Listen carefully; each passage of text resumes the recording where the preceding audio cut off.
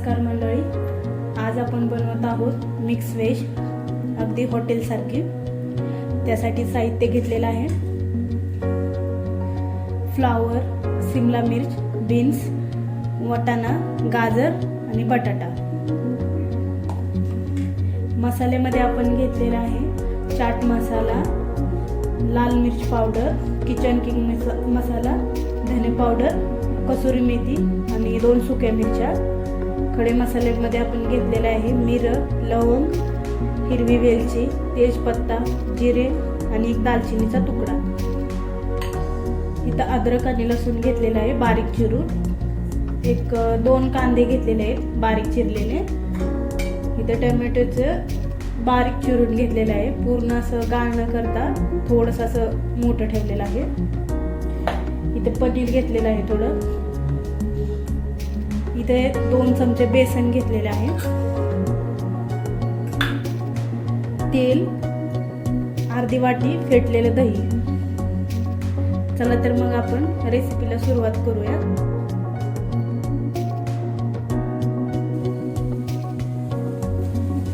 Gas चालू करून एक कढई गरम करायला ठेवा।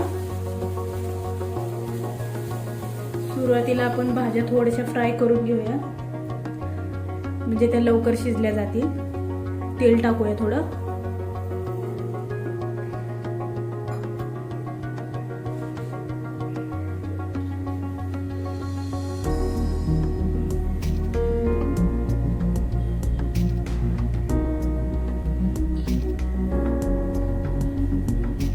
तेल गरम झालंय की आपण आधी बटाटा टाकून घेऊया।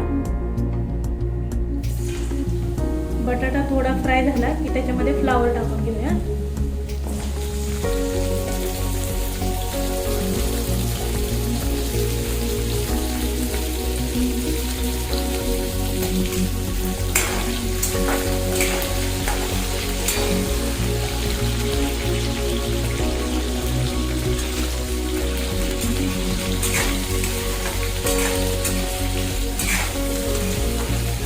इथे आपल्याला भाज्या पूर्णपणे गाळ करायच्या नाही, थोड्याशा हलक्याशा नरम करून घ्यायच्या।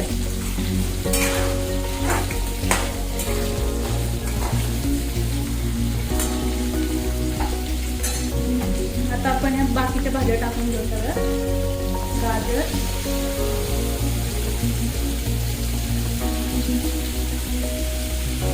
बीन्स,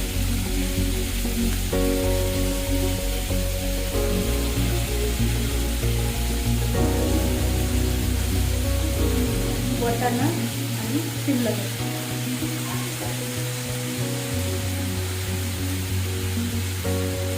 मिक्स करून घ्यायचं।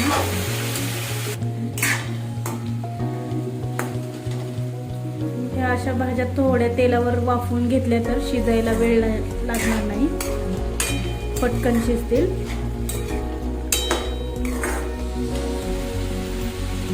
आता याला 5 मिनिटं झाकण ठेवूया, याच्यावर वाफवून घेऊया।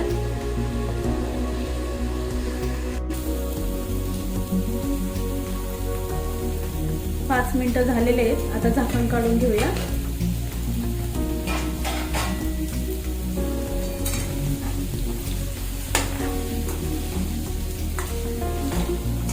भाज्या आता थोड्याशा मऊ झालेले आहेत, काढून घेऊया आपण हे प्लेटमध्ये। तर सेम कढईमध्ये तेल टाकून घेऊया।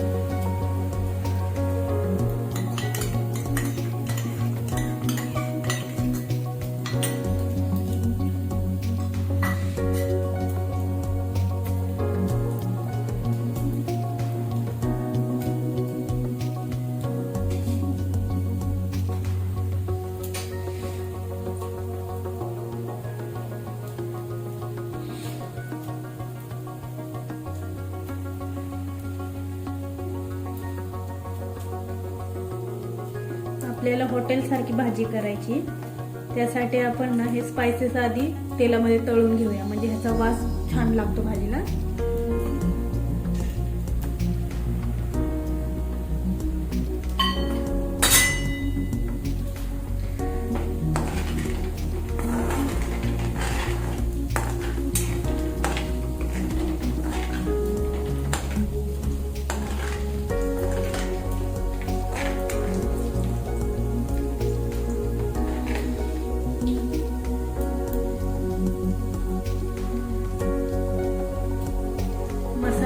गेले की याच्यामध्ये कांदा टाकून घेऊया.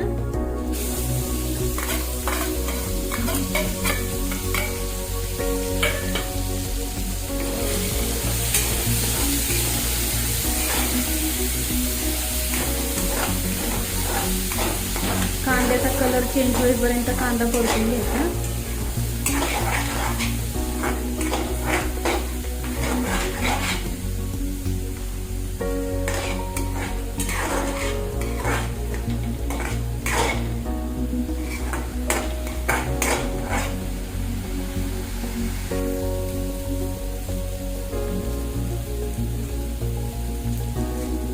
कांद्याचा कलर चेंज झाला की त्यामध्ये चिरलेला अद्रक आणि लसूण टाकूया.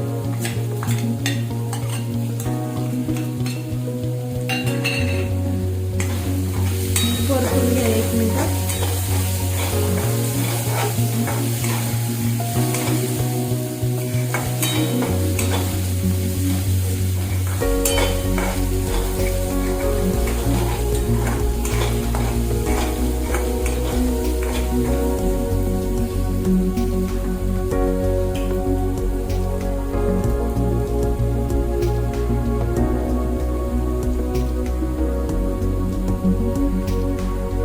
या 2 सुक्या मिरच्या टाकून घ्या.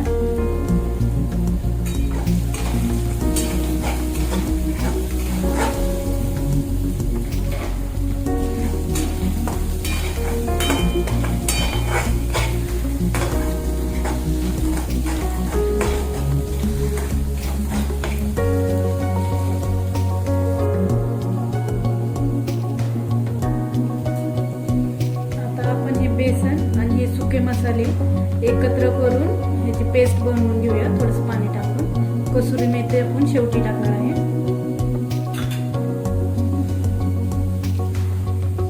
पेस्ट बनवून तयार आहे. याच्यामध्ये टाकून घेऊया.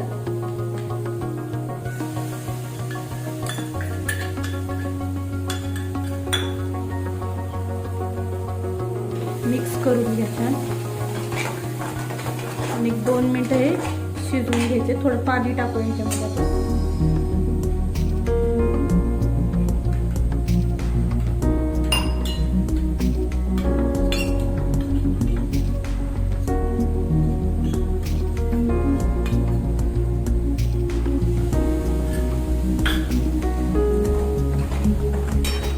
एक 2 मिनिटं हे चांगलं शिजवून घेऊया.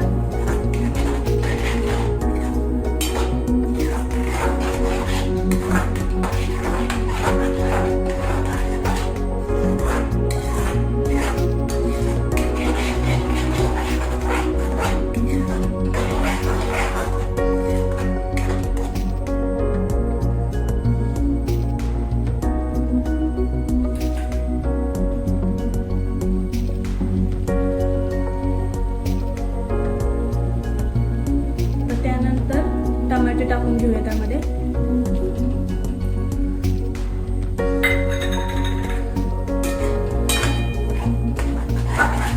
परतून घेऊया चांगलं.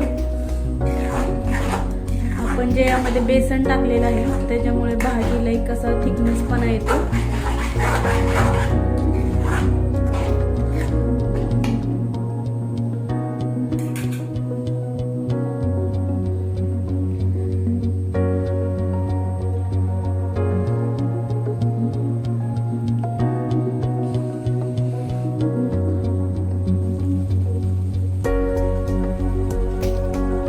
यामध्ये दही टाकून घेऊया. फेटलेले दही आहे. दही टाकलं की असं कंटिन्यू हलवत राहा.